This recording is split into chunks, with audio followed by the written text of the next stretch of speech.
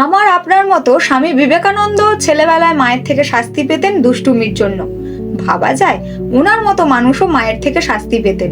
এমনই এক গল্প আমি ছেলেবেলায় আমার মায়ের থেকে শুনেছিলাম, তাই ভাবলাম আজ সেটা আপনাদের সাথে শেয়ার করি। কলকাতার সিমলা অঞ্চলের বিখ্যাত দত্ত পরিবারের ছোট ছেলে সকলের আদরের নরেন্দ্রনাথ দত্ত, যাকে আদর করে সবাই ডাকতো নরেন। বুদ্ধিমান, দুষ্টু আর ভীষণ স্পষ্টভাষী। একদিন রাগের মাথায় নরেন মুখ দিয়ে একটি অশোভন কথা বলে ফেলে। মা ভুবনেশ্বরী দেবী সব শুনলেন, কিন্তু সেদিন কোনো বকাবকি করলেন না। তিনি শাস্তির এক অন্যরকম উপায় ভাবলেন।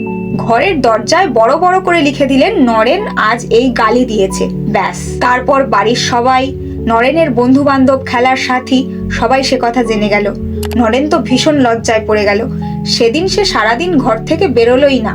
আর তারপর সে মায়ের কাছে প্রতিজ্ঞা করলো আর সে কখনোই খারাপ কথা বলবে না। আপনিও কি স্বামীজির মতো ছেলেবেলায় মায়ের থেকে শাস্তি পেয়েছেন? আপনার এমন স্মৃতি আমাদের সাথে কমেন্টে শেয়ার করুন।